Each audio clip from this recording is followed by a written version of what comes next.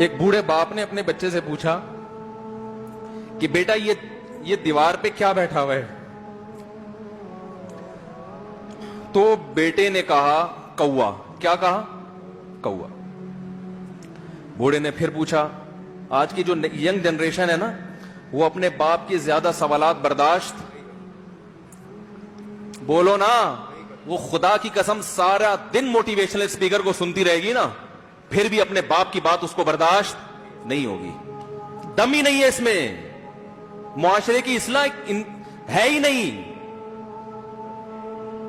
تو اس بوڑھے نے کہا کہ بیٹا یہ کیا ہے؟ یہ کیا ہے؟ تو بیٹے نے کیا جواب دیا؟ کوا۔ دوبارہ اس نے پوچھا بیٹا یہ کیا ہے؟ بیٹے نے کیا کہا؟ کوا۔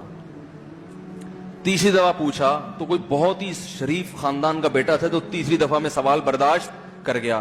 ورنہ آج نوجوان کے پاس